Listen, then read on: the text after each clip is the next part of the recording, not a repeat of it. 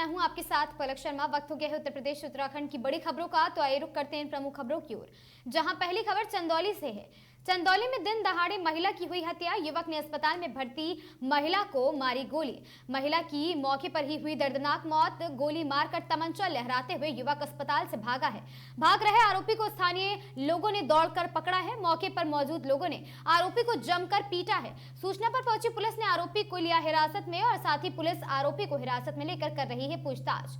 मृतक लक्ष्मीना देवी इलाज कराने के लिए निजी अस्पताल में भर्ती थी और मृतक महिला बिहार राज्य के कैमूर जिले की बताई जा रही निवासी। दिन दहाड़े हत्या से इलाके में फैली है दहशत।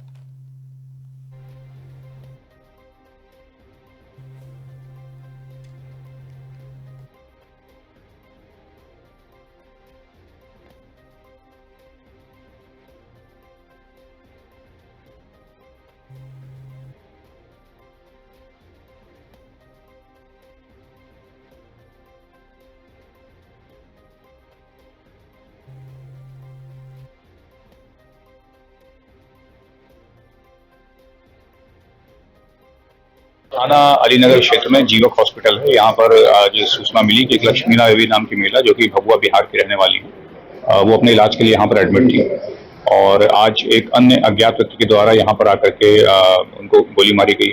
उनकी मृत्यु हो गई है। जो व्यक्ति है उसको हिरासत में लिया गया है, उससे पूछताछ की जा रही है और उसके आधार पर जो भी चीजें आती हैं आगे कार्रवाई की जाएगी। सर, कल भी एक घटना हुई थी सर, क्या उससे तार जुड़े हुए हैं क्या? देखिए, अभी इसमें जांच चल रही है, इस बारे में अभी कुछ भी कहना संभव नहीं है। संपूर्ण जांच के बाद जो भी तथ्य सामने आएंगे वो आपके सामने रखे जाएंगे। तो रात में भी घटना हुई ट्रेन में, ऐसा नहीं कि ये भी घटना उसी से जी, जैसा कि मैंने कहा कि जांच चल रही है, जो भी तथ्य आएंगे आपके सामने रखे जाएंगे। लगातार जंगलाती घटनाएं बढ़ रही है, सभी चीजों पर जांच की जाएगी, जो भी तथ्य आएंगे आप लोगों के सामने रखेंगे। खबर जौनपुर से है, जहां चर्चित दूल्हा हत्याकांड मामले में पकड़ता तूल। आपको बता दें, जौनपुर के चर्चित दूल्हा हत्याकांड मामले में हत्या आरोपी अभी भी पुलिस की पकड़ से दूर है। फरार अभियुक्त भोला राजभर, प्रदीप निषाद और रवि यादव पर एडीजी वाराणसी जोन द्वारा 1-1 लाख का इनाम घोषित किया जा चुका है। अब इस मामले में अन्य राजनीतिक दलों के लोग भी पुलिस प्रशासन को घेरना शुरू कर दिया है। समाज विकास क्रांति पार्टी के राष्ट्रीय अध्यक्ष और लोकसभा जौनपुर के पूर्व प्रत्याशी अशोक सिंह से ने कहा है कि पुलिस से चाह ले तो सभी आरोपी को पकड़ सकती है, लेकिन पुलिस उन्हें बचा रही है। आरोपियों की सत्ता पक्ष के लोगों के साथ तस्वीरें वायरल हो रही हैं। वहीं वजह यह भी है कि उन्हें पकड़ा नहीं जा रहा है। अगर पुलिस आरोपियों को 24 घंटे के अंदर नहीं पकड़ती है तो समाज विकास क्रांति पार्टी सड़क पर उतरेगी, धरना प्रदर्शन भी करेगी।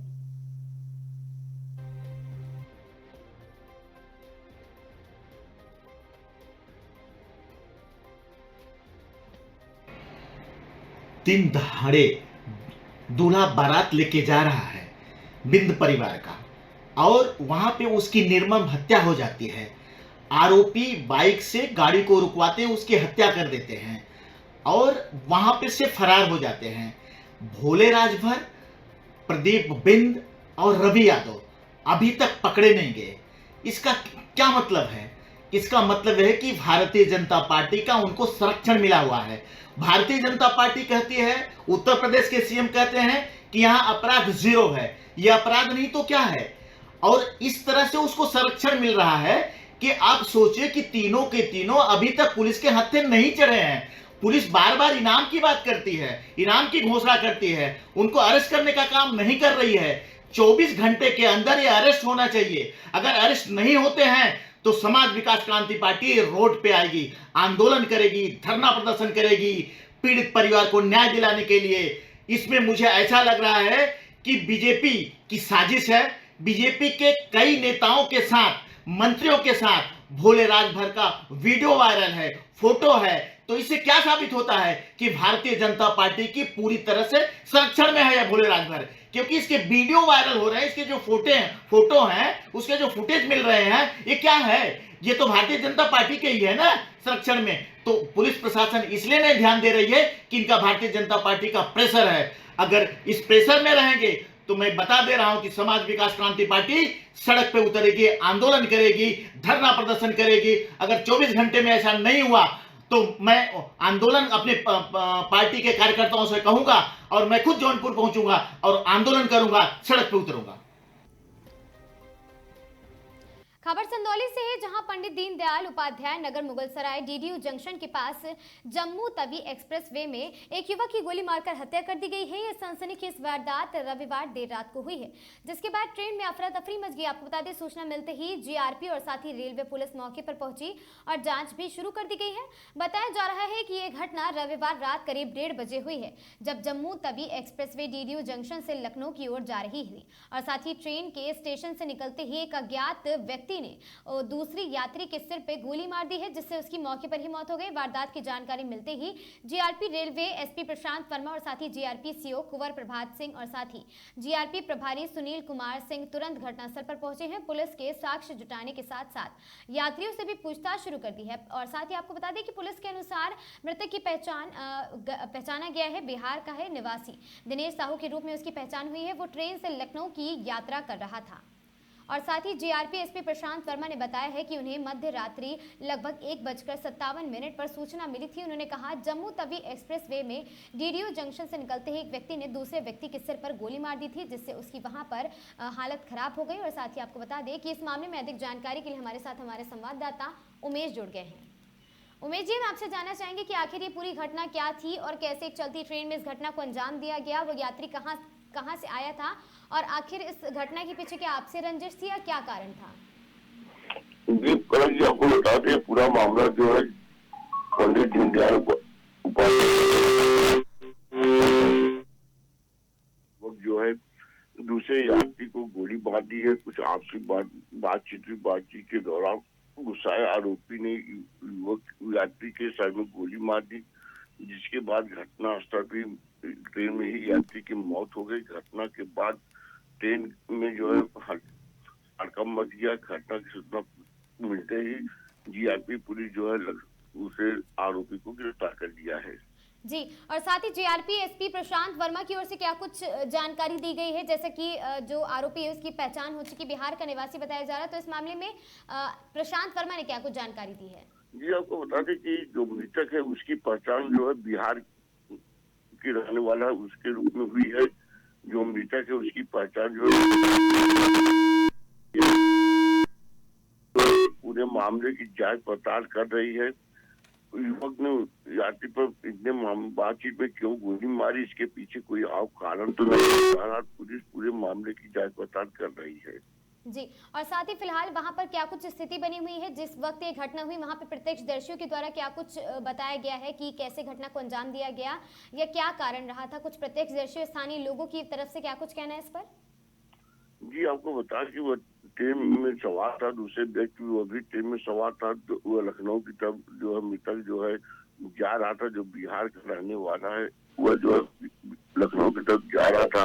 ट्रेन के बीचों बीच जो है घटना हुई है, जिसके बाद वहां पर अफरा तफरी मच गई। यह घटना जो है देर रात लगभग 2 बजे के लगभग बताई जा रही है, जहाँ पर एक व्यक्ति दूसरे व्यक्ति को गोली मारी है। मृतक की पहचान उसके घर पर सूचना दी गई।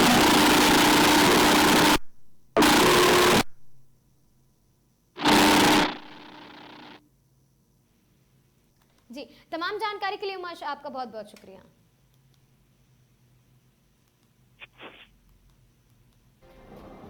सर, चलती ट्रेन में एक मर्डर हुआ है, क्या है पूरा मामला और जीआरपी किस तरह से कार्रवाई कर रही है? आज दिनांक 11 मई को लगभग मध्य रात्रि के 1:57 पर यह सूचना मिली कि जम्मू तवी ट्रेन जो डीडीयू से लखनऊ की तरफ जा रही थी, उसमें डीडीयू से लगभग निकलते ही उसमें एक व्यक्ति ने एक आदमी दूसरे व्यक्ति को सर पे गोली मार दी, जिससे उसकी वहाँ पर मृत्यु हो गई। इस संबंध में जितने भी साक्ष्य हैं उनको एकत्रित कर कार्रवाई की जा रही है और शीघ्र इसका अनावरण किया जाएगा। सर, वो व्यक्ति कहाँ का जो पैसेंजर था जिस व्यक्ति हुई? जो मृतक है वो उसका नाम दिनेश साहू है, जो गया का रहने वाला बताया जा रहा है और वो लखनऊ की तरफ जा रहा था। सर, कल भी एक मर्डर हुआ था चलती ट्रेन में, तो उसमें क्या प्रगति है, किस तरह से उसको जांच पड़ताल की जा रही है? और जो आज की घटना हुई है, क्या दोनों आपस में कनेक्टेड है, क्या किस तरफ जांच जा रही है? जो अभी तक हमारी जांच है वो ये किसी निष्कभी अनावरण शेष है और जितने भी हमारे सामने साक्ष्य हैं, जितने भी हमारे क्लूज हैं, सभी को हम मद्देनजर रखते हुए इस पर भी जांच की प्रक्रिया को आगे बढ़ा रहे हैं और बहुत शीघ्र हम इसका अनावरण करेंगे। खबर जौनपुर से है, जहां आपको बता दें पुलिस के साथ प्रशासन ने होटल में की है छापेमारी के दौरान देह व्यापार का हुआ भंडाफोड़। होटल से 8 युवक और युवतियां अरेस्ट किए गए हैं। पुलिस सभी लोगों के खिलाफ कार्रवाई में जुट चुकी है और साथ ही मछली शहर कोतवाली क्षेत्र की पूरी घटना बताई जा रही, जहां पर पुलिस प्रशासन ने छापेमारी की और साथ ही छापेमारी के दौरान होटल से कुल 8 युवक और युवतियां अरेस्ट किए गए। छापेमारी के दौरान देह व्यापार का बड़ा भंडाफोड़ किया गया। पुलिस के साथ प्रशासन ने होटल में छापेमारी की है और पुलिस सभी लोगों के खिलाफ कार्रवाई करने में जुट चुकी है। मछली शहर, आपको बता दें कि जौनपुर मछली शहर कोतवाली क्षेत्र की पूरी घटना बताई जा रही है। इस मामले में अधिक जानकारी के लिए हमारे साथ हमारे संवाददाता अखिलेश जुड़ गए हैं। अखिलेश, में बताइए कि आखिर मछली शहर में के जो होटल में छापेमारी की गई है, इस दौरान कितने युवक युवतियां पकड़े गए हैं, किस अवस्था में, और आखिरकार पुलिस प्रशासन के तरफ से ये कार्रवाई क्यों की गई है? जी, आपको बता दें कि एक होटल में जो है देह व्यापार की सूचना मिली थी, जिसके बाद प्रशासन जो है पूरा सक्रिय हो गया। प्रशासन ने कई थाने की फोर्स लेकर के उस होटल पर छापेमारी के दौरान जो है वहाँ पर आधा दर्जन से अधिक युवक और लड़कियां पकड़ी गई, जिन्हें थाने पर लाया गया और पुलिस जो है मुकदमा दर्ज करके मामले की जांच पड़ताल जुट गई है। जी, और साथ ही क्या होटल संचालक जो है, होटल का मालिक है, क्या उसकी पहचान हो पाई, या फिर वहां पर उस वक्त होटल में और कौन स्टाफ में लोग कौन मौजूद थे, उनकी क्या गिरफ्तारी की गई पुलिस के द्वारा? जी, आपको बता दें कि होटल मालिक की पहचान हुई है, क्योंकि उसी के होटल में एक अस्थायी होटल है। मछली शहर कोतवाली क्षेत्र में होटल काफी दिनों से चलता है। होटल मालिक की पहचान तो हुई है, लेकिन पूरे मौके पर नहीं मिला। पुलिस जो है जितने लोग वहाँ बरामद हुए मिले थे, सबको जो है गिरफ्तार करके थाने लाई है।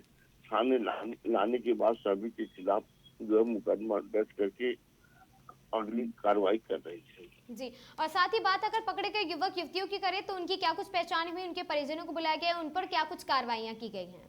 जी, आपको बता दें कि जो भी युवक युवतियां पकड़े गए हैं, सभी को पहचान हुई है, सभी क्षेत्र के रहने वाले हैं। पुलिस ने घटना के बाद सभी बुलाने के बाद सभी को बताया कि आप इस ढंग से इनकी गिरफ्तारी हुई है। पुलिस जो है सभी खिलाफ जो मुकदमा दर्ज करे, जितने भी युवक का मुकदमा दर्ज किया, लड़कियों को उनके माता पिता को सुपुर्द कर दिया है और ये हिदायत दी है कि ऐसा अगर दोबारा अगर क्षेत्र में पाया जाता है, करते हुए पाया जाएगा, तो इसके खिलाफ सख्त कार्रवाई की जाएगी। जी, तमाम जानकारी के लिए अखिलेश आपका बहुत बहुत शुक्रिया।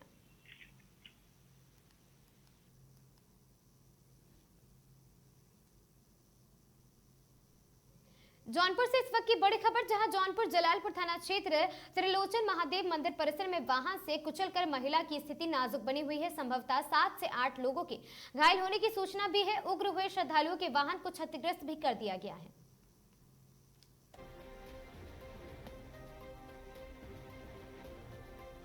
खबर सोनभद्र से है, जहां ऑपरेशन दहन के तहत कर्मा पुलिस ने बड़ी कार्रवाई की है। 71 मुकदमों की अवैध शराब का थाना परिसर में विधिक निस्तारण, सक्षम मजिस्ट्रेट की मौजूदगी में नष्ट की गई जब्त शराब और साथ ही 64 मुकदमों की 721 लीटर कच्ची देसी शराब की गई है नष्ट। 2 मुकदमों में 12,239 लीटर अंग्रेजी शराब पर चला है बुलडोजर, कीमत 61 लाख रुपए से अधिक है।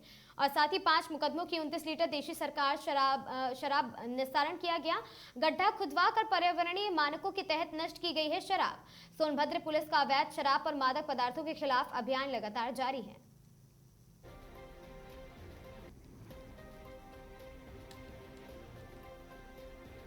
सिद्धार्थनगर में तालाब में नहाने गया 12 वर्षीय बच्चा डूबा है। तालाब में डूबते हुए बच्चे को देख गांव वालों ने मचाया शोर।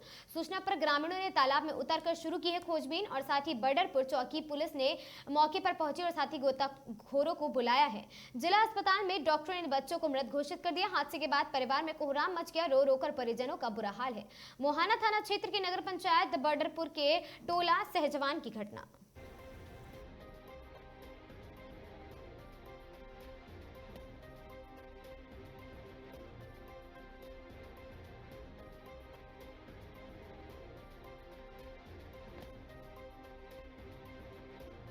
हाँ, अभी एक बच्चे की लाश आप लोग लेकर आए, तो क्या मामला? सर वो पोखरे में भैंस नहवाने के लिए ले गया था, उसके बाद भैंस को नहवाया था। उसके बाद भैंस को बाहर किया, वो कह रहा था लाओ तुम हम नहा वहा ले।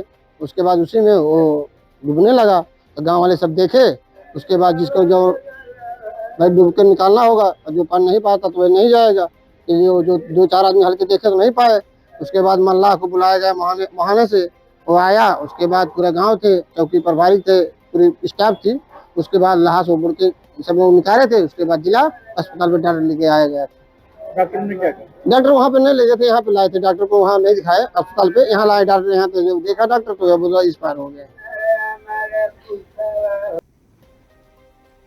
खबर चंदौली से है, जहां पंडित दीनदयाल उपाध्याय नगर मुगलसराय चंदौली जनपद में लगातार हो रही गोलीकांड की घटनाओं ने पूरे इलाके में दहशत फैला दी है। रविवार सुबह अलीनगर थाना क्षेत्र के कमलापुर गांव स्थित एक निजी अस्पताल में भर्ती महिला मरीज की गोली मारकर हत्या कर दी गई है। वारदात को अंजाम देने के बाद आरोपी भागने लगा, लेकिन ग्रामीणों ने पीछा कर उसे पकड़ लिया और पुलिस के हवाले कर दिया है।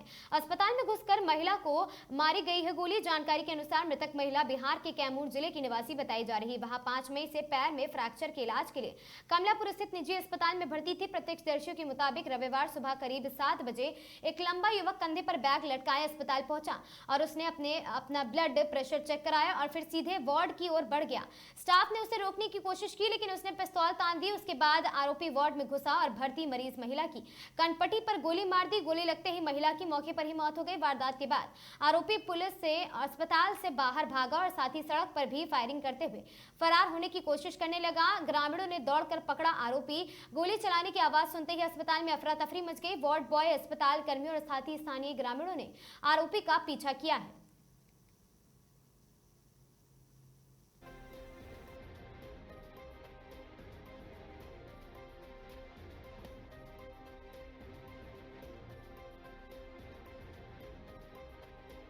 आज सुबह इस अस्पताल के तो इसी कारण इस घटना स्थल पर मैं अभी निरीक्षण के लिए पहुंचा हूँ। अब से लगभग 1.5 घंटा 7-7:30 बजे ये जानकारी हमें प्राप्त हुई और पुलिस तुरंत मौके पर पहुंच गई और आगे पुलिस द्वारा कार्रवाई की जा रही है, विवेचना की जा रही है। जो व्यक्ति जिसके द्वारा हत्या की गई थी उसे यहाँ के लोगों की मदद के लोगों ने उसे पकड़ लिया और पुलिस को सौंप दिया। आगे कार्रवाई की जाए। Sir Jammu Tawi express. हाँ सर, हमारे यहाँ सर हम लोग सर 7 बजे के आसपास सर हम लोग नीचे अपना दवा ववा का डोजिंग का काम कर रहे थे ऊपर। तो हमारे हॉस्पिटल में एक आदमी जो है चेकअप के लिए आया। वो लमसम लंबा था, बैग वग लिया हुआ था। हम लोगों ने उसका बीपी वगैरह लिया और वो डायरेक्ट हमारे वार्ड में चला गया और हमारे एक पेशेंट को जो है उसने जाकर सर में गोली मार दी। उसके बाद सर वो बाहर निकला, भागने लगा और बाहर रोड पर जाके फायरिंग करते हुए वो सर सिवान पकड़ लिया, भागने लगा। हम लोग दौड़ाते दौड़ाते गांव वालों की मदद से हम लोग उसको पकड़े और प्रशासन को हम लोग उसको सपोर्ट कर दिया। महिला सर ऑन द स्पॉट मर गई सर उसको कनपट्टी मारी है सर। जौनपुर जलालपुर थाना क्षेत्र के त्रिलोचन महादेव मंदिर परिसर में उस समय अफरा तफरी मच गई जब एक अनियंत्रित कार ने कई श्रद्धालुओं को रौंद दिया है। हादसे में आधा दर्जन श्रद्धालु गंभीर रूप से घायल हो गए हैं। वहीं 2 श्रद्धालुओं की हालत नाजुक देखते हुए डॉक्टर ने उन्हें ट्रॉमा सेंटर रेफर कर दिया है।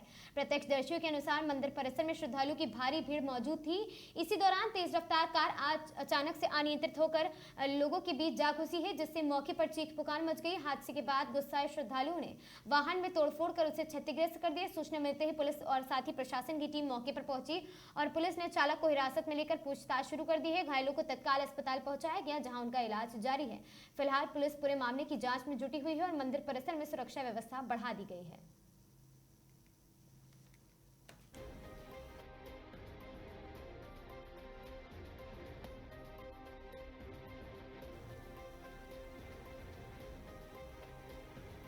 गंगा एक्सप्रेसवे लगातार हादसे हो रहे, वहां पर जनपद के कल हुई घटना के बाद देर रात तक स्लीपर बस का टायर फटने से बस पलटते ही दूसरी साइड में पहुंच गई है। इस हादसे में एक की मौत हो गई है जबकि 30 लोग घायल बताए जा रहे हैं। जनपद फतेहपुर के खागा से सवारियां लेकर गुजरात जा रही double decker bus Ganga expressway से मूसा झाग क्षेत्र के सराय पिपरिया गांव के पास टायर फटने से अनियंत्रित होकर पलट गई है। हादसा गंगा एक्सप्रेसवे के 202 किलोमीटर संख्या पर गाँव सराय पिपरिया रविवार को पहुंची और वहां पर 11:20 के करीब हुआ। घायलों के अनुसार जब सभी लोग सो रहे थे उसी समय अचानक टायर फटने की आवाज आई और बस अनियंत्रित होकर पलट गई है।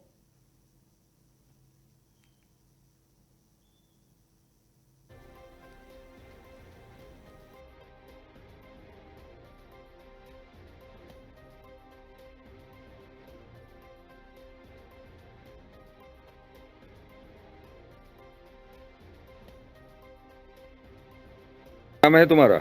भागीरथ। कहाँ के रहने वाले हो? फतेहपुर के। ये क्या हुआ है जो हादसा जिसमें तुम्हारे भाई की मौत हुई है?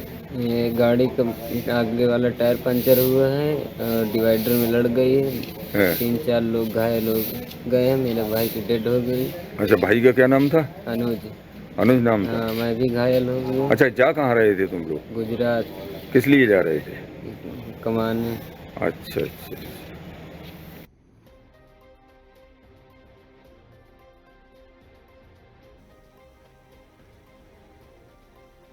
जनपद में कल हुई घटना के बाद देर रात एक स्लीपर बस का टायर फटने से बस पलटते ही दूसरी साइड में पहुंच गई। आपको बता दें कि जनपद फतेहपुर के खागा से सवारियां लेकर गुजरात जा रही double decker bus Ganga expressway पर व मूसाझाक थाना क्षेत्र सराय पिपरिया गांव के पास टायर फटने से अनियंत्रित होकर पलट गई है। हादसे में एक यात्री फतेहपुर निवासी अनुज 28 साल की मौत हो गई है। इस हादसे में 30 से अधिक यात्री घायल हुए हैं, जिनमें गर्भवती महिला सहित 5 यात्री घायल हो गए हैं। जिले के अलग अलग क्षेत्र से घायलों को रेस्क्यू करने के लिए स्वास्थ्य पुलिस की टीमें मौके पर पहुंची और साथ ही हादसा गंगा एक्सप्रेसवे के 202 किलोमीटर संख्या पर गांव सराय पिपरिया के पास रविवार रात 11:20 के करीब हुआ है। और साथ ही घायलों के अनुसार जब सभी लोग सो रहे थे उसी समय अचानक टायर फटने की आवाज आई और बस अनियंत्रित होकर पलट गई है। हादसे में एक यात्री अनुज की मौत हो गई है, कई गंभीर रूप से घायल है, सीधे बरेली भेजा गया, जिन्हें गर्भवती महिला सहित 5 घायलों को जिला अस्पताल में भर्ती कराया गया है। आपको बता दें, जिला अस्पताल में एक ही परिवार के पंजाब निवासी संपत बुद्धा यादव और साथ ही गुनगुन साहिल व फतेहपुर के खागा के अर्जुन कुमार को भी जिला अस्पताल लाया गया है।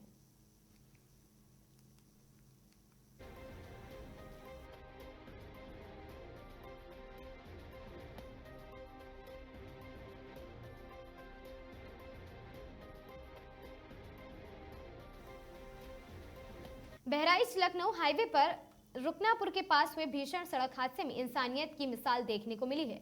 2 तेज रफ्तार कारों में आमने सामने की टक्कर के बाद एक कार में आग लग गई थी और जिसमें सवार लोग फंसे थे। हादसे में 6 लोग घायल हो गए हैं। चीख पुकार और आग की लपटें देखकर पास में स्थित मदरसे के छात्र और मौलाना तुरंत मौके पर पहुंचे और साथ ही हाफिज शफीउद्दीन, हाफिज इस्लामुद्दीन और साथ ही फसीउद्दीन समेत अन्य लोगों ने अपनी जान जोखिम में डालकर कार में फंसे हिंदू परिवार के लोगों को बाहर निकाला है। मदरसे के छात्रों और स्थानीय लोगों की सूझबूझ और साथ ही बहादुरी से सभी घायलों की जान बच सकी है। सूचना मिलने पर पुलिस और साथ ही एम्बुलेंस की टीम मौके पर पहुंची और घायलों को अस्पताल भेजा गया, जहां उनका इलाज जारी है।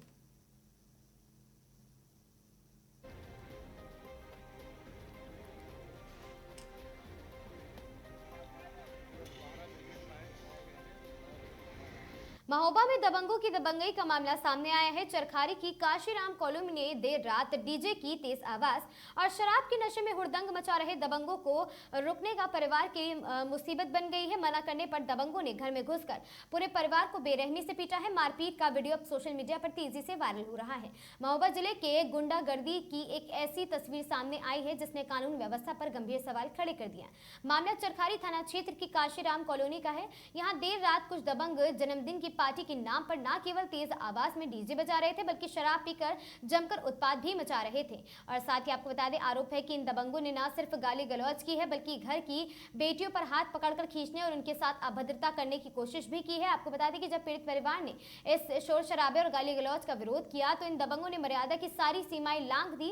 वायरल वीडियो में साफ देखा जा सकता है किस तरह आधा दर्जन दबंग आयशा नाम की महिला के दरवाजे पर मारपीट कर रहे हैं और उन्हें इलाज के लिए रेफर किया गया। आपको बता दें कि दबंगों ने उन्हें इतनी बेरहमी से मारा है कि वे बेहोश होकर पक्की सड़क पर गिर गई हैं।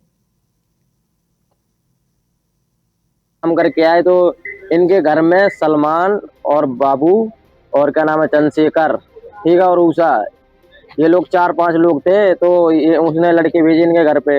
लड़के जो कुछ भी हुआ हो, ठीक है, भेजे, उनने इनको मारा है, ठीक है, इनके पापा को मारा है। तो उनके सर में चोट वोट आई है और फिर यहाँ पे सिला इला भी है पीछे, ऐसे धक्का दे दिया था तो झांसी रेफर कर दिया है उनको महोबा से। बीच बचाव करवाया? हाँ, बीच बचाव करवाया तो मेरा भाई का नाम लिखवा दिया सरकारी थाने में। अच्छा, उन्हीं ने मारा, उन्हीं ने आपका नाम लिखवाया? क्या कार्रवाई चाहते हैं? कार्रवाई क्या है सर, इंसाफ मिल जाए हमको बस। कितने बजे से? हम 2 बजे से बैठे हैं रात को। क्या नाम है? संजय। क्या घटना हो गई आज यहाँ पर आए आप सब लोग?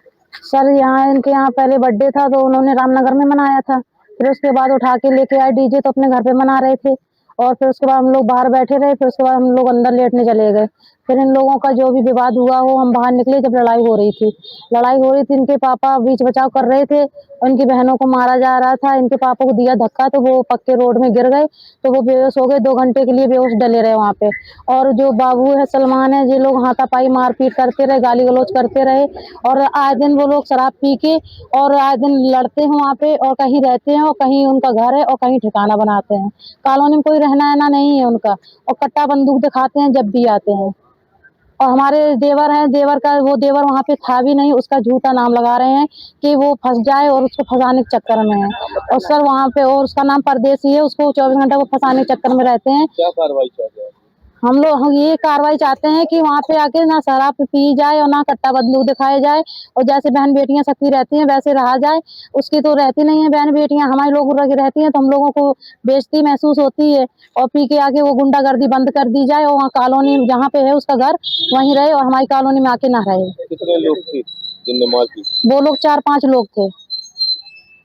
रात में 2 बजे सलमान, आकाश और चंद्रशेखर और बाबू ने आकर दरवाजे खटखटाए, मारपीट करी और मेरे हाथ पकड़ा, जबरदस्ती करी मेरे साथ।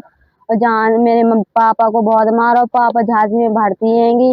और थाने में रिपोर्ट करी थी, थाने में कोई सुनाई नहीं भाई, वहां से गाली गलौज करके भगा दिया। और कॉलोनी वाले इकट्ठे हुए तो उन लोगों को गनन की सबकी सबकी उनकी धमकी दे लगी, तो सब लोग ने आके हम लोग को बचाया। हम लोग को ना बचाया होता किसी ने तो हम लोग आज जिंदा ना होते। पापा हमारे झांसी में भर्ती, उनको कुछ हो जाएगा तो हम लोग 2 बजे रात से यहाँ पर बैठेंगे। हमारी कोई सुनाई नहीं हो रही। हमें यही विनती कर रहे हैं, हमारी सुनाई कर दो बस। हमें यही चाहते उनको सजा मिले। हमारे घर में जितना जेवर रखा था, पैसे ऐसे रखे थे, सब ले गए उठा के। बहुत मार, घर में घुस के मारपीट की, बाहर मारपीट की, सबके सामने मारपीट की। हम लोग के पास वीडियो है, सबूत है, सब कुछ हैगा। वहाँ पर 4-5 लोग आए थे वहाँ पर मारने के लिए। उसके बाद हम लोग यहाँ पर रिपोर्ट कराने आए थे, तो वो लोग 15 लोग आए थे फिर दोबारा हमें मारने के लिए। हम लोग 2 बजे रात से यहीं पे बैठे, हमारी कोई सुनाई नहीं हो रही। लोग घायल हैं आपकी तरफ से? हमारी बहन का ऑपरेशन भी था, वो हैगी। मेरे पापा है झांसी में भर्ती हैंगे, मम्मी को पैर में लग गया, पाँव से टेढ़ी है, हाथ से टेढ़ी हैंगी, उनकी एक आंख है नहीं है, इधर पर लग गया उनके। निर्माणधन पुलिया में मिला अधेड़ का शव। शाम को घर से निकले अधेड़ व्यक्ति का बरामद हुआ शव। परिजनों ने जताई हत्या की आशंका। राहगीरों ने पुलिस में क्षतिग्रस्त बाइक और खून से लथपथ शव देख पुलिस को दी है सूचना। परिजनों का आरोप मृतक द्वारा गल्ला मंडी से लाए गए पैसे और मोबाइल मिला है गायब। जनपद के थानगांव थाना क्षेत्र के थेरा गांव का पूरा मामला बताया जा रहा।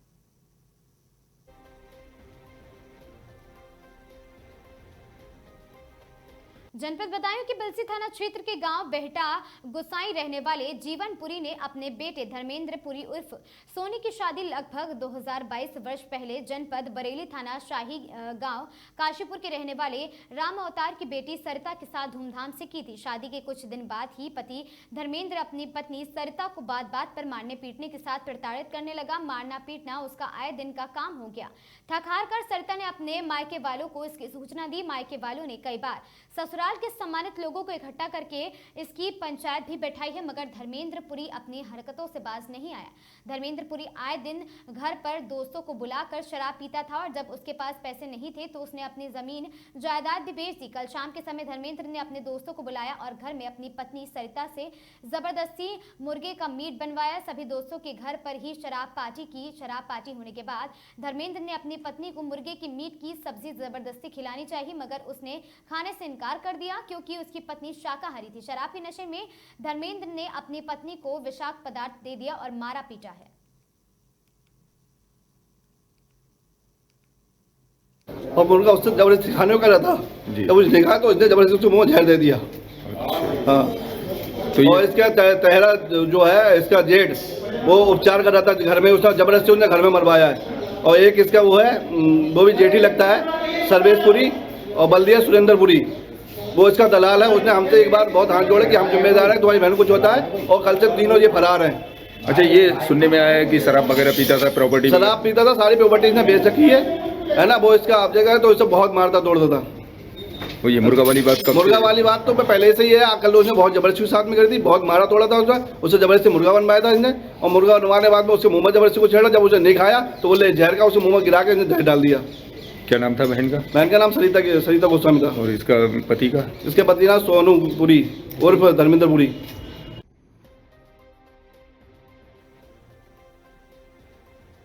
संभल के बैजू में 3 दिन पहले 2 गैर समुदाय के बीच हुई खूनी मारपीट अब मौत में तब्दील हो गई है। इलाज के दौरान घायल बुजुर्ग महिला की मौत के बाद गुस्साए परिजनों ने आगरा मुरादाबाद नेशनल हाईवे जाम कर हंगामा किया है। पूरा मामला बहजोई थाना क्षेत्र की यादव कॉलोनी का है, जहां 3 दिन पहले गैर समुदाय के 2 गुटों के बीच लाठी डंडों से जमकर मारपीट हुई थी। घटना की सूचना पर पहुंची पुलिस ने घायल महिला को बहजोई सामुदायिक स्वास्थ्य केंद्र में भर्ती कराया था, जहां हालत गंभीर होने पर चिकित्सकों ने जिला अस्पताल रेफर कर दिया था। लेकिन 4 दिन तक जिंदगी और मौत से जूझने के बाद महिला ने इलाज के दौरान दम तोड़ दिया और साथ ही महिला की मौत की खबर मिलते ही परिजनों में कोहराम मच गया है। सूचना मिलते ही वाहनों की लंबी कतारें लग गई और साथ ही भारी पुलिस फोर्स तैनात किया गया है और साथ ही लोगों को समझाने का प्रयास किया गया, लेकिन गुस्साए परिजनों की पुलिस से तीखी नोकझोंक हो गई और साथ ही परिजनों ने पुलिस पर आरोप लगाया है कि समय रहते आरोपियों पर सख्त कार्रवाई की जाए। काफी मशक्कत के बाद पुलिस ने जाम खुलवाकर यातायात सुचारू कराया है। वहीं पुलिस ने मृतका के शव को कब्जे में लेकर पोस्टमार्टम के लिए भेज दिया है। बहजोई थाना पुलिस का कहना है कि मारपीट के मामले में पहले ही मुकदमा दर्ज कर आरोपियों को शांति भंग में न्यायालय भेजा गया था। क्या नाम है? क्या नाम है तुम्हारा? क्या नाम है? क्या मामला हुआ है जो हंगामा कर रहे हो यहाँ पर? मेरी माँ को मार दिए, मेरी माँ को जान से मार के रख दिया। हम काम पे चले गए थे, नीचे से हमारी सरिया से मेरी माँ को मार के दिल में मार के और डाल दिए थे हमारे घर पे। बिहार मारे, बिहार उन्हें मारा।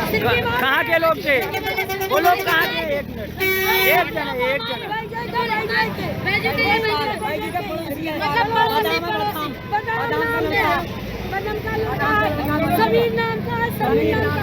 सुनो तुम, क्या नाम है तुम्हारा? मेरा नाम जोगिता। पति का क्या नाम है? पति का नाम हरेंद्र टापू। कहाँ रहते हो? हम यहीं पर रहते हैं, बैजू में यादव कॉलोनी पे। हाँ। मतलब हमारी दादी ही कितनी ना बूढ़ी थी ना जमान, तो बारिश का टाइम है, वो झाड़ू मार रही थी और 3 थे शराबी। कब की बात है? परसों पहले दिन, जिस दिन तूफान आया उस दिन की बात है।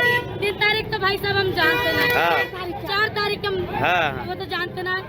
तो उस बेचारी को फिर क्या हुआ?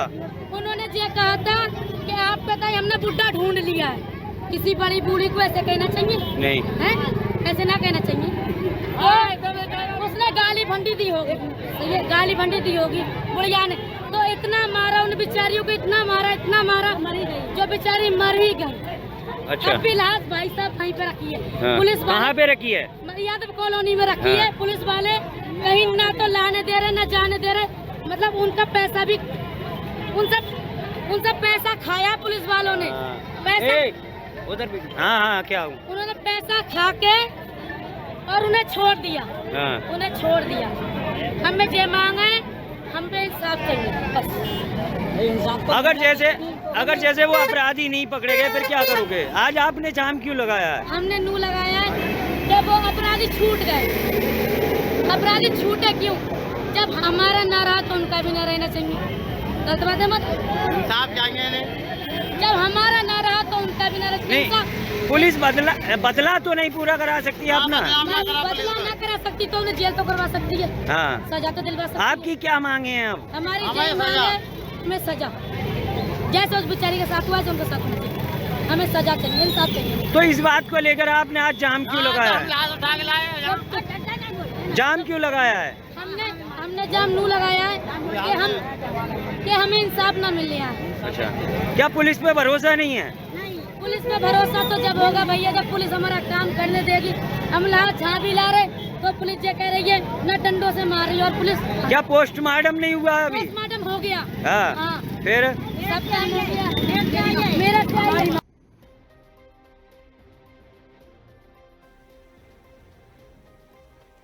थाना जलाल जलालपुर अंतर्गत त्रिलोचन महादेव मंदिर के समीप एक वाहन की टक्कर के बाद 5 लोग घायल हो गए थे, जिन्हें उपचार हेतु अस्पताल भेजा गया। आरोपियों की गिरफ्तारी, अभियोग पंजीकृत करते हुए आरोपी को जेल भेजा जा रहा। घटना व कृत कार्रवाई के संबंध में वरिष्ठ पुलिस अधीक्षक कुंवर अनुपम सिंह जौनपुर ने जानकारी दी। अभियोग पंजीकृत किया गया है। आज सुबह थाना जलालपुर क्षेत्र स्थित त्रिलोचन महादेव मंदिर के समीप एक गाड़ी ने कुछ लोगों को टक्कर मार दी, जिसमें 5 लोग इंजर्ड हुए थे, जिन्हें निकटवर्ती अस्पताल में इलाज हेतु भेजा गया। आरोपी को गिरफ्तार कर लिया गया है, अभियोग पंजीकृत किया गया है। आरोपी अभियुक्त को जेल भेजा जा रहा है। प्रकरण में विधिक कार्रवाई प्रचलित है। आज सुबह थाना जलालपुर क्षेत्र स्थित त्रिलोचन महादेव मंदिर के समीप एक गाड़ी ने कुछ लोगों को टक्कर मार दी, जिसमें 5 लोग इंजर्ड हुए थे, जिन्हें निकटवर्ती अस्पताल में इलाज हेतु भेजा गया। आरोपी को गिरफ्तार कर लिया गया है, अभियोग पंजीकृत किया गया है। आरोपी अभियुक्त को जेल भेजा जा रहा है। प्रकरण में विधिक कार्रवाई प्रचलित है। आज सुबह थाना जलालपुर क्षेत्र स्थित रुड़की ब्लॉक के गांव मरगवपुर में पानी की टंकी के पास बन रहे नाले के निर्माण कार्य को लेकर ग्रामीणों में भारी आक्रोश देखने को मिला है। आपको बता दें कि मरगवपुर ग्रामीणों ने नाला निर्माण में घटिया सामग्री इस्तेमाल करने और साथ ही खुलेआम धांधली किए जाने का आरोप लगाया है। लोगों का कहना है कि निर्माण कार्य में गुणवत्ता मानकों की अनदेखी की जा रही है, जिसके चलते नाला बनने से पहले ही एक तरफ झुक गया है। और साथ ही ग्रामीणों ने बताया है कि कई बार विभागीय अधिकारियों और साथ ही ठेकेदारों को मामले की जानकारी दी गई है, लेकिन किसी ने मौके पर पहुंचकर स्थिति का जायजा लेने की जरूरत तक नहीं समझी। गांव वासियों ने प्रशासन से मांग की है कि निर्माण कार्य की निष्पक्ष जांच कराई जाए, ताकि सरकारी योजनाओं में हो रही लापरवाही और भ्रष्टाचार पर रोक लगाया जा सके।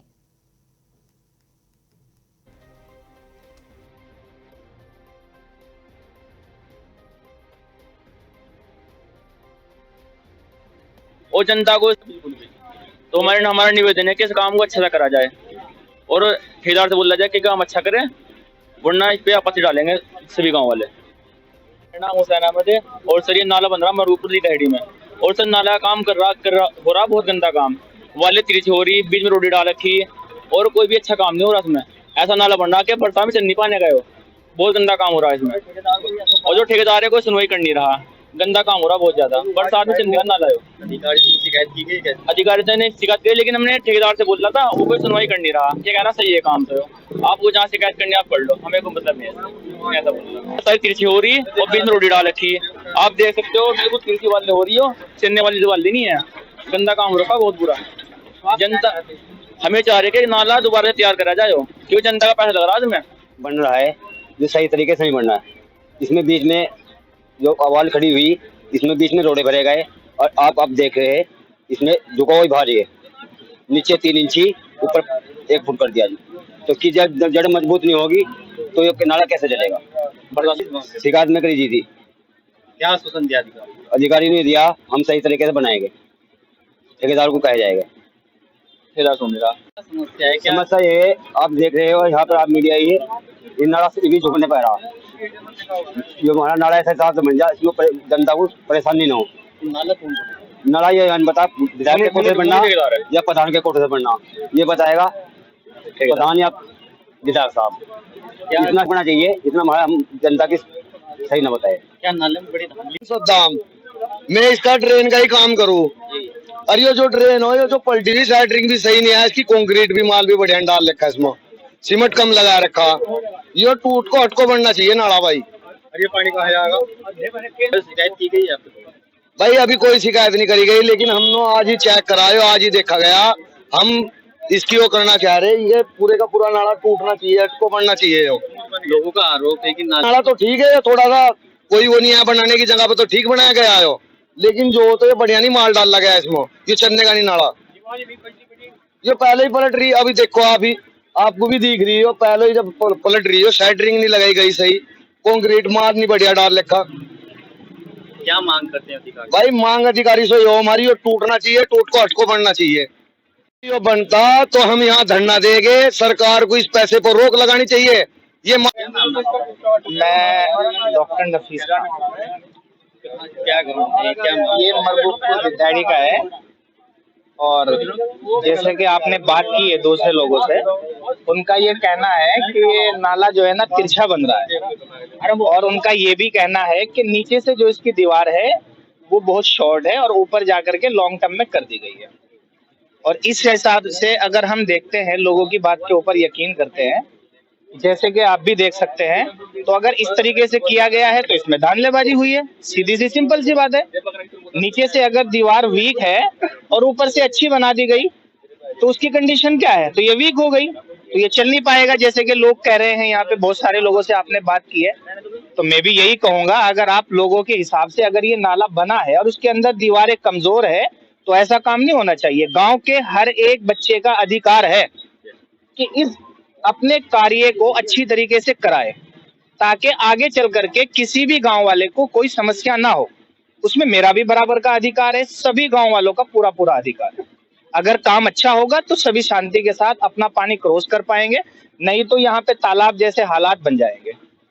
और अगर जो लोग सही कह रहे हैं कि इसके अंदर कमियां हैं, बहुत सारे लोग कह रहे हैं इसके अंदर सीमेंट की जगह जहाँ पे मटेरियल डालना चाहिए था, अच्छा आपने स्ट्रॉन्ग मटेरियल डालना चाहिए था, तो वहाँ पे ईंट रोड़े भर दिए गए, तो वाल और वीक हो जाएगी, वहां से लीकेज पॉइंट मारेगा और भी प्रॉब्लम आ जाएगी, बहुत सारी सिस्टम पीरियड होगा।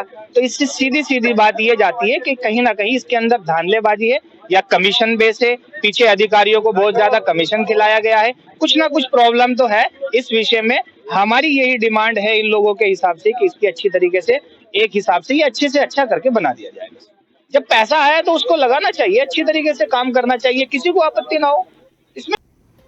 सरोवर नगरी नैनीताल साथ ही जगाती होटल मान रोड निवासी वरिष्ठ राज्य आंदोलनकारी एवं पूर्व दर्जा राज्य मंत्री साथ ही सामाजिक कार्यकर्ता रईस अहमद कादरी को भारतीय किसान यूनियन का प्रदेश अध्यक्ष मनोनीत किया गया है। इस आशय की जानकारी उनके मनोनयन पत्र भारतीय किसान यूनियन के भेजे गए पत्र से प्राप्त हुई है। एक भेंट में भारतीय किसान यूनियन के उत्तराखंड प्रदेश अध्यक्ष रईस भाई ने हमारे जिला संवाददाता ललित जोशी को बताया, भारतीय किसान यूनियन के राष्ट्रीय अध्यक्ष पारसनाथ दादा की सहमति से भारतीय किसान यूनियन के संगठन ढांचे को मजबूत करने के उद्देश्य से प्रदेश अध्यक्ष उत्तराखंड पद पर मनोनीत किया गया है।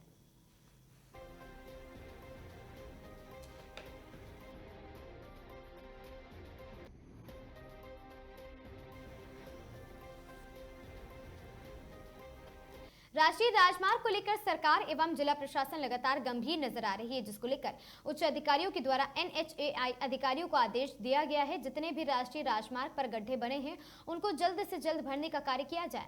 लेकिन मंगलौर अब्दुल कलाम चौक के पास गड्ढे भी बने हैं और हाईवे पर पानी इतना भर गया है कि आधा नेशनल हाईवे तालाब में तब्दील हो गया है, जिसको लेकर राहगीरों के द्वारा बताया गया कि ना अधिकारी यहाँ पर कोई संज्ञान नहीं ले रहे और ना ही कोई गड्ढे को भरने का कार्य चल रहा है। लगातार गड्ढा होने के कारण हादसे भी हो रहे हैं, कई बार पहले भी हादसे हो चुके हैं। लगता है NHAI अधिकारी किसी बड़े हादसे का इंतजार कर रहे हैं।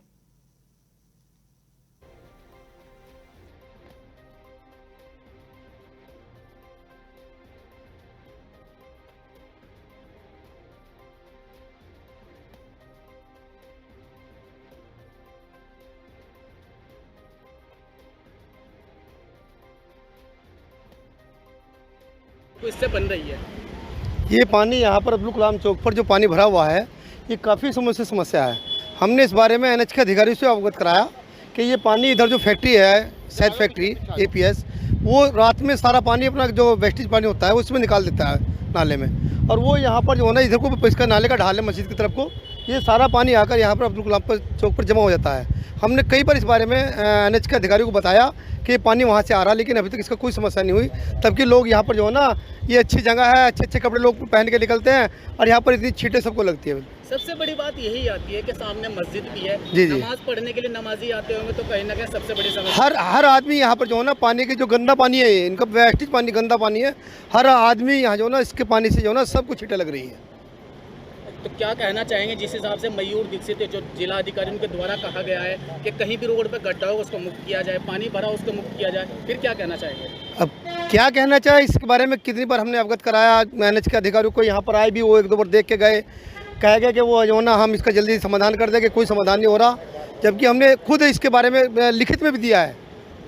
लिखित में देने के बाद भी कुछ नहीं हो रहा इसका यहाँ पर। अरे ये नाला कहीं से निकल के जो इसका पानी की निकासी के लिए कोई समाधान, रेगुलर समाधान होना चाहिए। अब ये यहाँ पर आके नाला बंद हो गया, इसमें कोई बोरिंग किया हुआ मेरे ख्याल से NH ने नीचे, तो जब तक वो वेस्टेज पानी उसमें जाता रहा तो जाता रहा।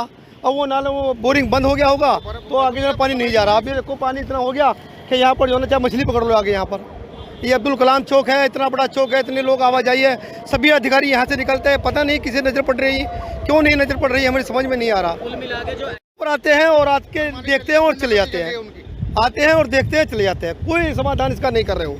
जबकि हमने कई बार कहा भाई ये पानी जो है ना, इधर जो फैक्ट्री है, शायद फैक्ट्री है, रात में अपनी जो वेस्टेज पानी होता है वो सारा नाले में डाल देता है। वो फिर पानी आगे यहाँ पर जो ना ओवरफ्लो हो गया। इसमें मस्जिद के देखो, मस्जिद के गेट देख लो, वहाँ तक पानी जा रहा है। अब कैसे यहाँ नमाजी नमाज पढ़ेंगे? सभी नमाजियों को दिक्कत का सामना करना पड़ रहा है। यहाँ पर रोज की रोज एक नया एक्सीडेंट देखने को मिलता है। यहाँ पे 2 गड्ढे हैं। 10-15 दिन पहले भी यहाँ पे ई रिक्शा पलटा था, उसमें 2 बच्चे थे, एक लेडीज महिला थी। दोनों के दोनों बच्चा अगर नीचे आ जाता तो बच्चा तो आज ऑन द स्पॉट डेथ थी। हम ये कहना चाहेंगे ये पानी का समाधान हो जाए तो रोडवेज का बहुत मसला है। यहाँ पे बस वाले भी रोड टकराते हैं, रोज एक एक्सीडेंट देखने को मिलता है, ई रिक्शा का, मोटरसाइकिल का, किसी न किसी तरीके से रोज एक्सीडेंट। अब बताओ भाई, कल छोड़ा गया है ये पानी, उससे पहले पानी नहीं जा रहा था। अब वहाँ पे देख लो कल कम था है और आज और ज्यादा बढ़ गया है। जितने दिन मतलब 2 दिन छोड़ रहे हैं, 2 दिन के बाद फिर इतना ही हो जाता है ये पानी। वो 2-3 दफा यहाँ रिक्शा भी पलट चुके हैं। 2 बच्चों का था, सिर दब गया था रिक्शा के नीचे, ई रिक्शा के नीचे। उससे पहले ट्रेली पलटी थी, उससे पहले एक ई रिक्शा और पलट गई थी। यहाँ पे दुर्घटना मतलब दूसरा तीसरा दिन यहाँ पे दुर्घटना होती रहती है, रोज नया। अधिकारी कोई नहीं देख रहा। कितनी 2-3 दफा तो हमने खुद ने NHAI वालों को कॉल करके वो बताया, लोकेशन भी बताई, सब चीज बताया, पर उसके बाद भी कुछ हो नहीं देते लोग, ध्यान नहीं दिया जा रहा। लोगों को हो रही है भाई, बहुत समस्या हो रही है लोगों को। और यहाँ NH वाले तो कोई ध्यान नहीं देते। अधिकारियों जो उच्च अधिकारी हैं उनका भी मामला संज्ञान में नहीं लेते ये लोग। DM साहब भी कह चुके हैं उन लोगों को कि गड्ढा मुक्त करें और कोई जल भराव ना हो। और उसमें भी ये आप हल देख सकते हैं, आने जाने में दिक्कत कितनी होती है। एक्सीडेंट भी हो चुके हैं यहाँ। इस पानी से बचने के लिए धोखे में गाड़ी तेजी से स्पीड से आती है तो टकरा भी जाते हैं, एक्सीडेंट भी मरे भी हैं। और छोटे पानी के बराबर है, कुछ भी कर सकते हैं। ये हालात देख सकते हो आप। जिस हिसाब से यहाँ मस्जिद भी है तो नमाजी को आने में कितनी समस्या बहुत दिक्कत होती है। नमाज पढ़ने आते हैं, नापाक कपड़े होते हैं, छीट पड़ती है, ठीक है। प्लस इसके अलावा जनता को और भी परेशान होती है। यहाँ एक हमारे बुजुर्गों का मज़ार भी है यहाँ पे। यहाँ प्लस यहाँ वो भी आप पूजा पाठ करने के लिए, अपनी दुआ मांगने के लिए, प्रार्थना करने के लिए आते हैं। तो और मस्जिद में भी नमाज़ पढ़ने के लिए आते हैं। तो लोग ये कहना चाहिए बिल्कुल ये एक निकम्मा विभाग है, बिल्कुल ध्यान नहीं देता ये। और नहीं, ये देख लो आप क्या हाल हो रहा है। रिक्शे पे पलट लिए यहाँ, ये जनता को सबको मालूम में रहते हैं। बच्चे भी एक्सीडेंट हुआ अभी 2-3 दिन पहले भी एक ट्रैक्टर ट्रॉली पलटी थी यहाँ पे। अब ये देख लो ये हाल है। DM साहब का भी आदेश नहीं मानने आने, इतनी बदतमीज अधिकारी हैं।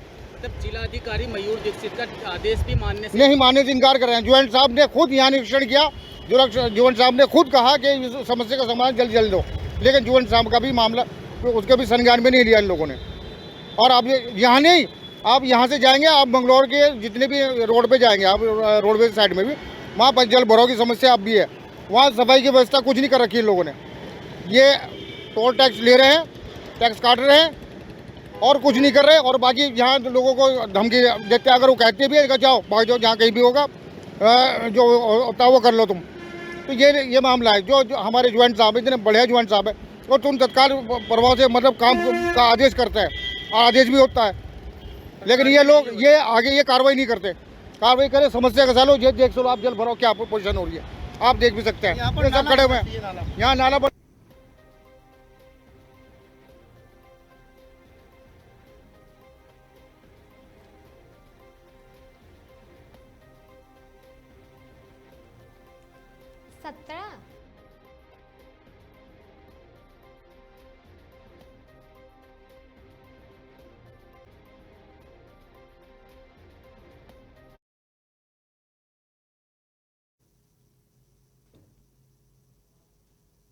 खबर मथुरा से है, जहां पर किसानों ने समस्याओं को लेकर प्रदर्शन किया। आपको बता दें कि खबर मथुरा से निकलकर सामने आ रही है, जहां पर किसानों ने विभिन्न समस्याओं को लेकर भारतीय किसान यूनियन अराजनैतिक ने जोरदार प्रदर्शन किया। बड़ी संख्या में किसान कलेक्ट्रेट पहुंचे और जिलाधिकारी कार्यालय पर धरना देकर ज्ञापन सौंपा है। किसानों ने बिजली आपूर्ति, सिंचाई व्यवस्था और साथ ही डीएपी उर्वरक की उपलब्धता, गन्ना भुगतान और फसल नुकसान मुआवजे समेत कई मांगे उठाई हैं। प्रदर्शनकारियों ने आलू की सरकारी खरीद सीमा 6,500 से बढ़ाकर 15,000 रुपए प्रति यूनिट करने, नहरों में नियमित पानी छोड़े जाने और साथ ही सरकारी ट्यूबवेल चालू कराने की मांग भी की है। भारतीय किसान यूनियन अराजनैतिक ने चेतावनी दी है कि समस्याओं का समाधान नहीं हुआ तो आंदोलन और तेज किया जाएगा।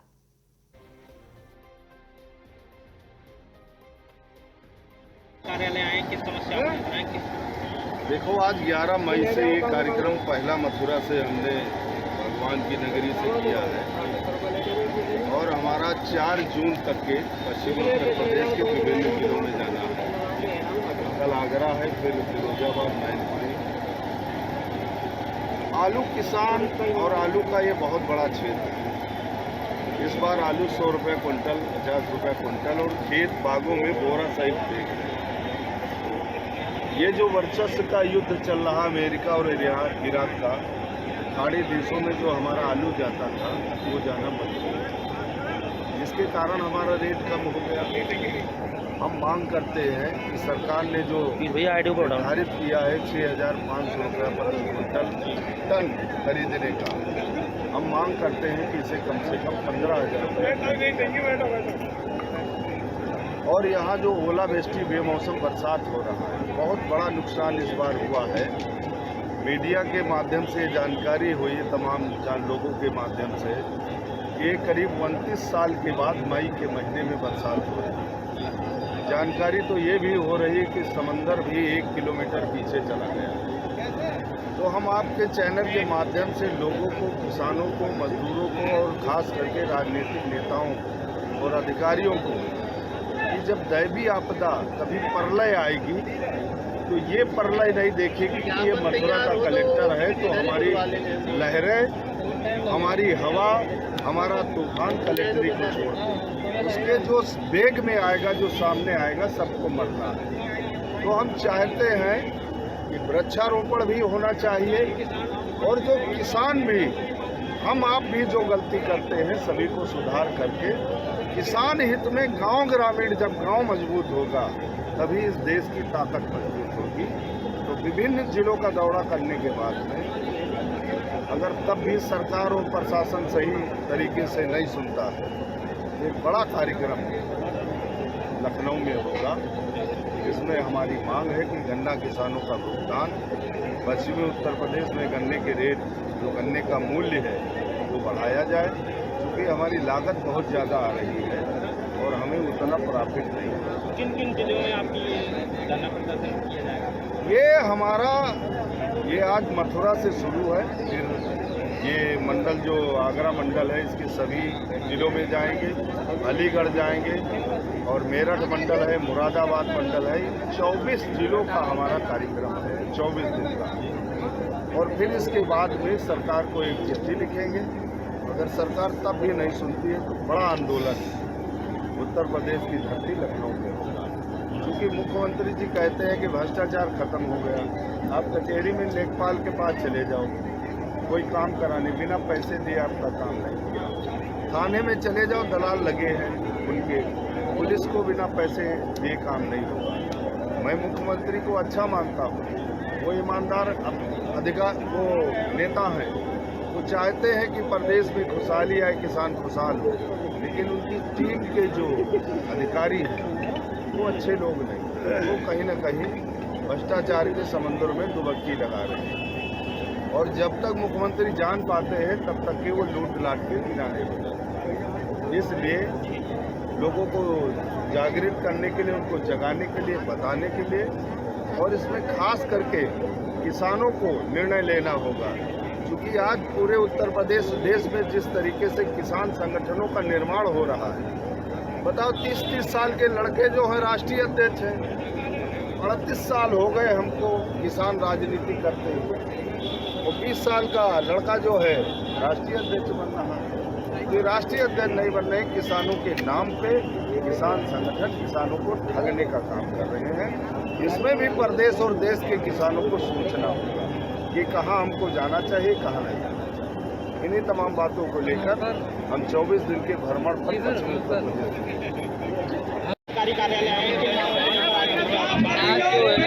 प्रदेश समस्या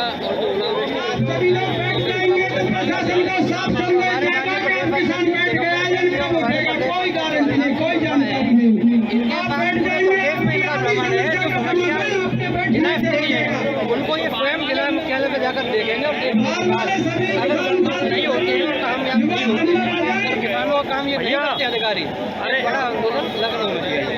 इसको लेकर इसी क्रम में आज आलू समस्या, ओलावृष्टि समस्या, नहरों की समस्या, बिजली की समस्या, इनका आंदोलन किया था।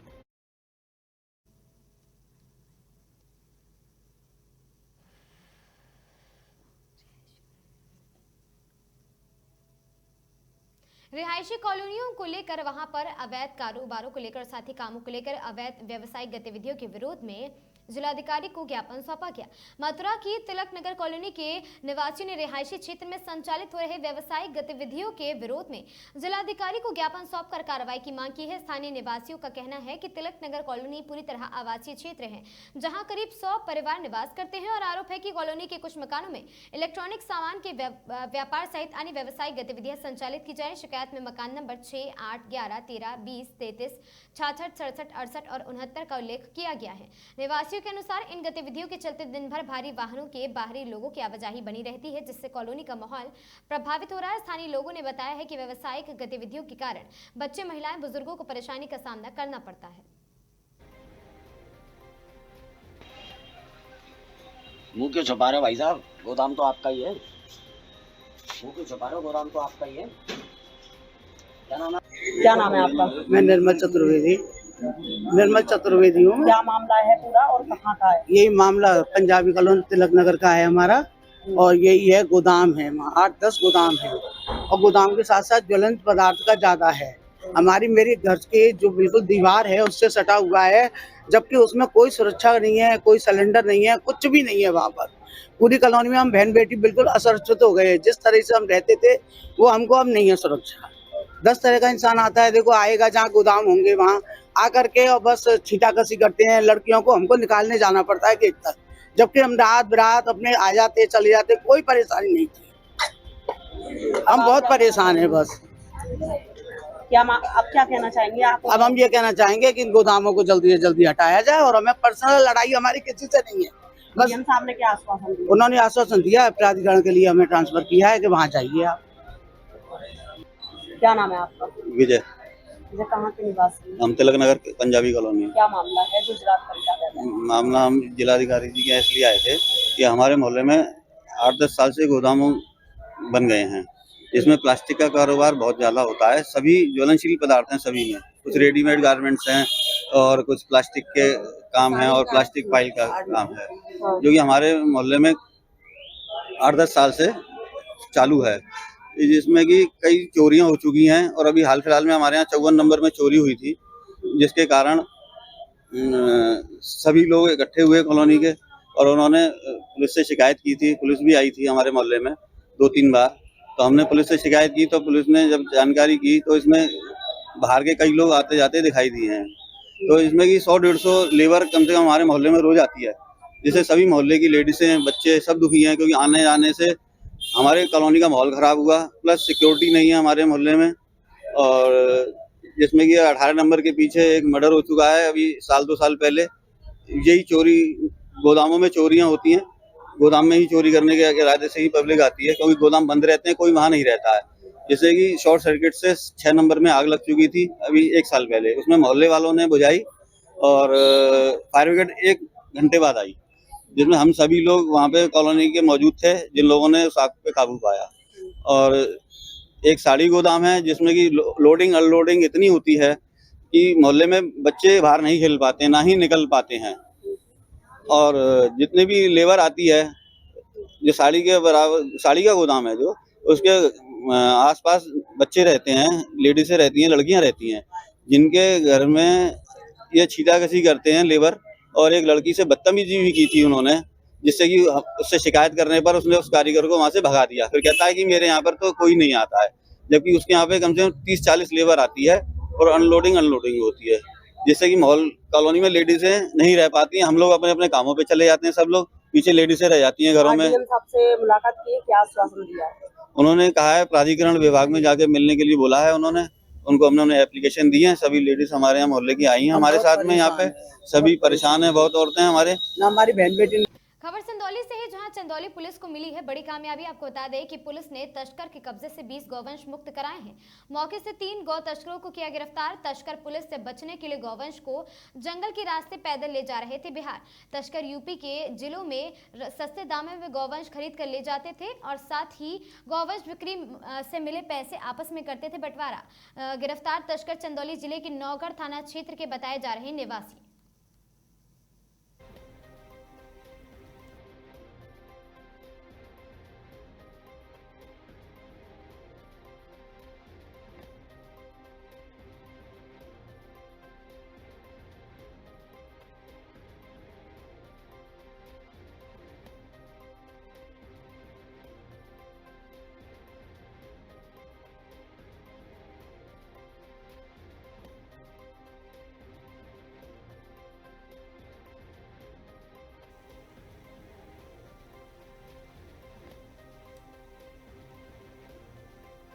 खबर चंदौली से है, जहां पर डीडीयू जंक्शन पर एक महिला की हत्या कर दी गई है। आपको बता दें कि डीडीयू जंक्शन मुगलसराय क्षेत्र में हुई लगातार आपराधिक घटनाओं के लिए पुलिस प्रशासन की चिंता बढ़ा दी है। पुलिस अधिकारी के अनुसार अस्पताल में महिला की हत्या और साथ ही ट्रेन में यात्रियों की गोली मारे जाने की घटनाओं की गंभीरता से जांच की जा रही है। पुलिस अधिकारी पीयूष मोडिया ने बताया कि आज सुबह चंदौली के एक आयुर्वेद अस्पताल सह मेडिकल कॉलेज में इलाजरत महिला की गोली मारकर हत्या कर दी गई। बताया जा रहा है कि एक अज्ञात युवक इलाज कराने के बहाने वार्ड में पहुंचा और महिला के सिर पे गोली मार दी है। उन्होंने बताया कि इस मामले में पुलिस ने एक संदिग्ध व्यक्ति को हिरासत में लेकर पूछताछ शुरू कर दी है। घटना के पीछे के कारणों का और साथ ही आरोपों के संबंध में गहन जांच जारी है। इन घटनाओं को गंभीरता से लेते हुए रेलवे पुलिस और साथ ही चंदौली पुलिस की संयुक्त टीम गठित कर दी गई है। पीयूष मोडिया ने कहा कि सोशल मीडिया पर चल रही कई अपुष्ट जानकारियों की भी जांच की जा रही है। पुलिस बिना ठोस साक्ष्यों के किसी को भी दावे की पुष्टि नहीं करेगा। उन्होंने लोगों से अफवाहों पर ध्यान न देने और जांच पूरी तरह होने तथा संयम बनाए रखने की अपील की है।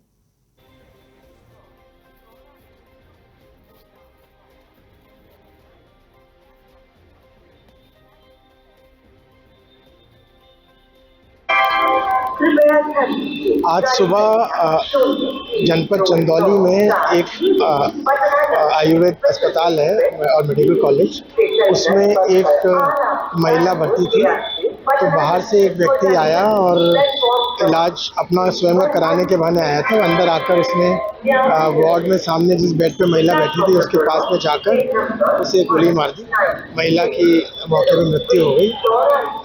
इस प्रकरण में घटनास्थल का निरीक्षण करने में आया था। यहाँ पुलिस द्वारा पहले ही निरीक्षण कर भी लिया गया था।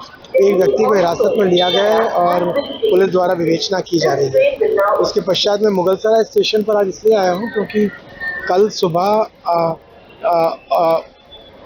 एक घटना यहाँ घटी थी। इसमें यहाँ से जो ट्रेन गुजरी थी उस ट्रेन में अंदर एक यात्री को किसी ने गोली मार दी थी और फिर इसी प्रकार की घटना कल रात्रि में भी हुई जो कि जीआरपी के थाने में दर्ज हुई है। तो उसके बारे में भी यहाँ के जो जीआरपी के रेलवे के पुलिसकर्मी और अधिकारी हैं उनसे जानकारी प्राप्त करने के लिए मैं आया था। उनसे बात मैंने की है और अभी इन सभी प्रकरणों में विवेचना की जा रही है और हमने एक संयुक्त टीम भी गठित कर दी है जिसमें रेलवे पुलिस की टीम और हमारे जनपद चंदौली की टीम शामिल है। विवेचना की जा रही है। शीघ्र ही जो है इसमें घटना का अनावरण करने में हम सफल होंगे, ऐसा मेरा मानना है। उसका नाम क्या है? मुझे उसके बारे में बस ये जानकारी है कि अभी पुलिस द्वारा एक व्यक्ति हिरासत में लिया गया। यहाँ की लोकल पुलिस विवेचना कर रही है और विवेचना के पश्चात ही इस बारे में मैं आपको पक्के तौर पर ठोस जानकारी दे पाऊँ। तीनों घंटा इंटरकनेक्टेड है क्या? ये तीनों घंटा को इस तरह के मामले ये कहने की स्थिति में मैं अभी नहीं हूँ, पर हम इस बात को भी जरूर परीक्षण कर रहे हैं कि किसी प्रकार कनेक्शन घटनाओं में तो नहीं। ये विवेचना के बाद ही इस पर कोई टिप्पणी करें।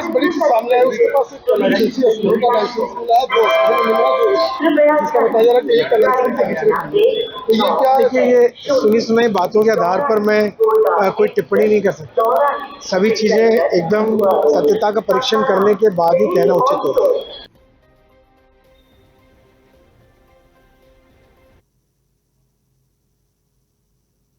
खबर मऊ से निकलकर सामने आ रही है, जहां पर एक गुमशुदगी दर्ज कराई गई। आपको बता दें कि सदर विधायक अब्बास अंसारी की प्रतीकात्मक गुमशुदगी की दर्ज कराई गई रिपोर्ट। मऊ हिंदू जागरण समिति के कार्यकर्ताओं ने सदर विधायक क्षेत्र के लापता विधायक अब्बास अंसारी की प्रतीकात्मक गुमशुदगी दर्ज कराने की मांग को लेकर थाना सराल खंसी प्रभारी को प्रार्थना पत्र सौंपकर कार्रवाई की मांग की है। इस दौरान हिंदू जागरण समिति के कार्यकर्ताओं ने सदर विधायक अब्बास अंसारी के फोटो लगी पोस्टर हाथों में लेकर प्रदर्शन किया और साथ ही कार्यकर्ताओं ने आरोप लगाया कि विधानसभा चुनाव जीतने के बाद से ही सदर विधायक अब्बास अंसारी लगातार क्षेत्र से लापता हैं।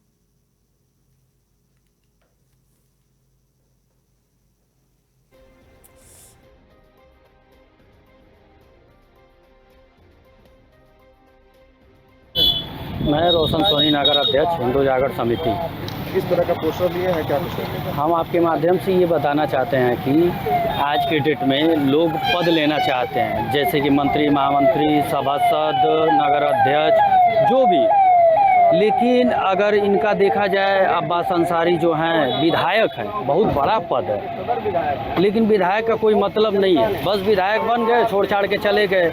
इनको रहना चाहिए, काम धाम करना चाहिए, लोगों के बीच में सबका सुनवाई करना चाहिए। इतने ऊंचे लेवल के वो हो गए हैं। अब जब समय आएगा फिर चुनाव जीतेंगे, विधायक बनेंगे, नहीं बनेंगे, जो भी हो निकल लेंगे, काम खत्म। बस यही समस्याएं होती हैं, कैसे आप लोग मैनेज करते हैं? समस्या तो हो ही रहा है। अगर वो होते तब ना, वो होते तो हम लोग अपना प्रॉब्लम शेयर भी करते, वो सुनवाई भी करते। लेकिन क्या मतलब, वो है ही नहीं है मौके पे, क्या बताया जाए। हम लोग जिस हालत से हम लोग गुजर रहे हैं, किससे हम लोग कहने जाए। हम लोग यही चाहते हैं कि वो जहाँ भी हो, जैसे भी हो, जहाँ गए हो, उनको आना चाहिए, रहना चाहिए। ये कोई बात थोड़ी ना हुआ कि विधायक बन गए फिर गायब हो गए, फिर समय आया चुनाव के लिए आए, फिर विधायक बने फिर निकल लिए। ये कौन सी बात हुई? हमें तो नहीं समझ में आ रहा। जब यही रवैया रहेगा तो हमें समझ में नहीं आ रहा। 4 साल से गायब है, बहुत मायने रखता है ये चीज़। हम कह रहे हैं कोई भी व्यक्ति हो, हम आपकी बात कर रहे हैं, आप अगर नहीं रहेंगे तो अपने जगह पे किसी को बैठाएंगे ना कि यार थोड़ा देखभाल करते रहो, लेकिन वो अपने जगह पे किसी को नहीं बैठा रही। ये कौन सी बात हुई? हम मांग यही करते हैं कि वो आए, जनता के बीच में रहें, देखभाल करें, जो भी जिसका भी समस्या है समाधान करते हैं। आप लोगों ने तहरीर दिया है, क्या कुछ है? हम लोग आज थाना सराय खंसी पर थाना प्रभारी को, जो मऊ सदर के विधायक हैं, 2022 के चुनाव के बाद से वो लगातार चुनाव जीतने के बाद से लापता हैं,